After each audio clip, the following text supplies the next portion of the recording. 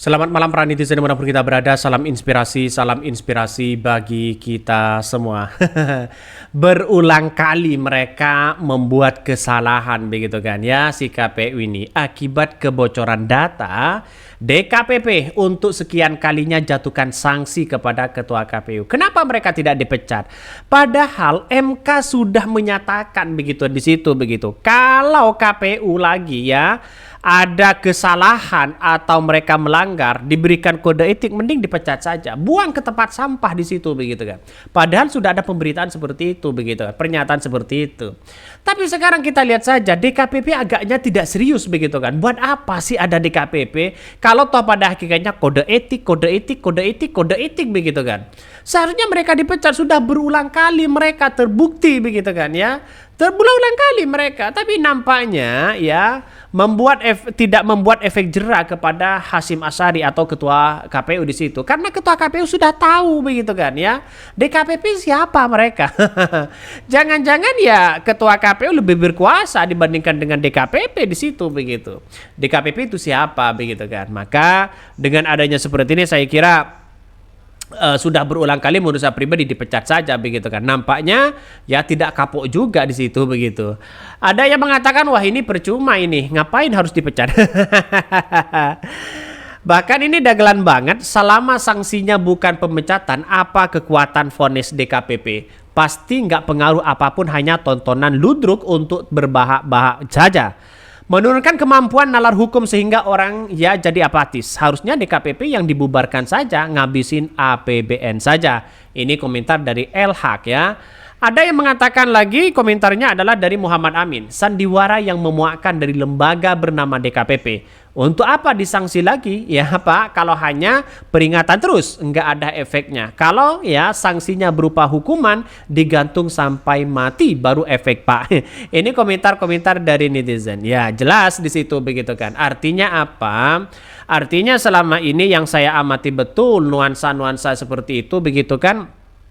Saya kira susah begitu ya, seperti KPU ini ya berulang kali mereka melakukan pelanggaran ini pelanggaran itu dan sebagainya, hanya ya teguran, kode etik itu aja sih sebenarnya. Tidak mungkin DKPP itu memecat begitu kan, tidak mungkin. Mereka sangat-sangat disayangkan katanya demi keadilan dan bangsa bernegara, tapi pada ujung-ujungnya tidak memecat kalau ada pelanggar seperti itu begitu kan.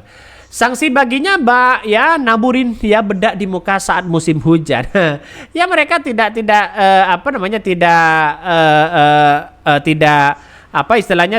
percuma mereka begitu kan ini.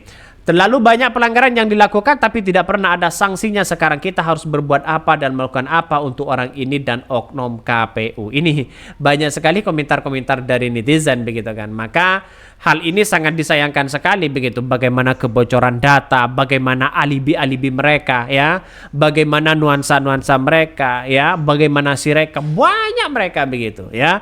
Apalagi terkait dengan asusila ya, banyak anak buahnya dipreteli sana sini begitu. Tapi pada ujungnya santai-santai aja mereka.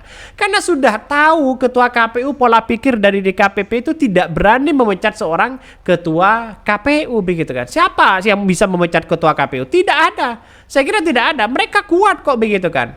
Sebanyak apapun kesalahan ketua KPU tidak mungkin mereka dipecat ya. Tidak mungkin mereka.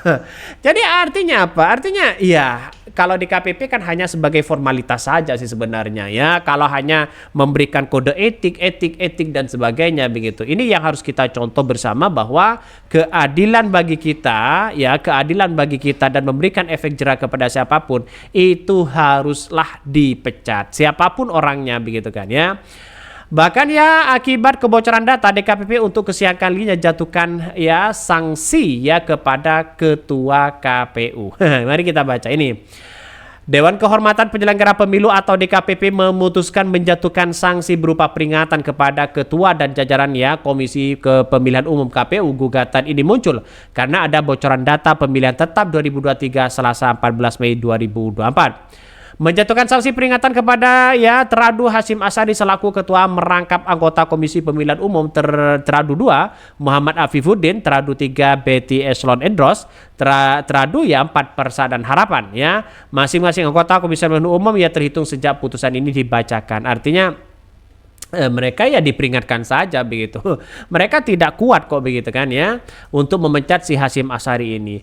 Anggota DKPP 1 Dewa Kadi Wiarsa Raka Sandi menuturkan para traduh seharusnya menandatangani dengan memedomi ya ketentuan pasal 46. Kode ya Warsa berpendapat bahwa dalih KPU yang menganggap dugaan kebocoran data belum dapat dibuktikan karena masih dalam penyelidikan Polri tidak dapat dibenarkan menurut etika penyelenggara pemilu.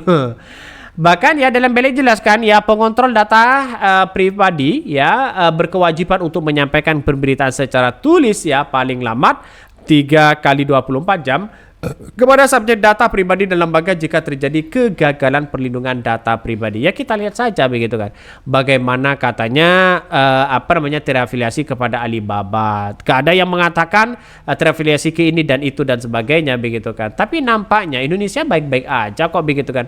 Tidak ada yang menggentarkan. Korupsi sebanyak apapun ya, terus tambang ilegal sebanyak apapun ya, pemberitanya sekeras apapun, mereka nampaknya 1 bulan sudah selesai, mereka hilang mereka begitu kan. Ganti yang terbaru lagi di situ, sehingga kasus-kasus itu begitu banyak begitu kan. Nampaknya seperti tambang ilegal, terlalu banyak oknum yang memainkan peran itu begitu kan ya. Bagaimana data-data yang bocor di situ masih banyak. Kita lihat saja setiap hari pasti ada yang WA nomor baru, tapi nggak tahu promosi ini, promosi itu dan sebagainya. Artinya data ini bisa diakses kemana begitu kan ya. Maka kalau data ini benar-benar dilindungi dengan baik, saya kira tidak akan pernah sampai bocor kepada siapapun begitu kan.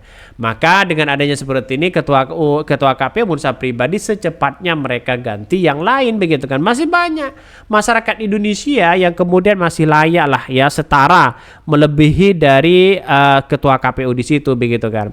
Ya nampaknya Indonesia seperti ini begitu kan ya. Kalau mau diganti mending ya KPU saja. Orang berpikir seperti itu. Karena apa? Karena KPU bisa saja meloloskan itu dan sebagainya begitu kan. Sangat disayangkan.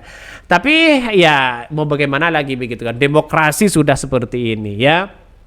Masyarakat sudah dipecah-pecah, ada si A, ada si B, ada golongan ini, ada golongan itu begitu kan ya. Semakin banyak di situ. Artinya ya menurut saya pribadi tidak begitu efektif begitu kan ya kepada bangsa kita.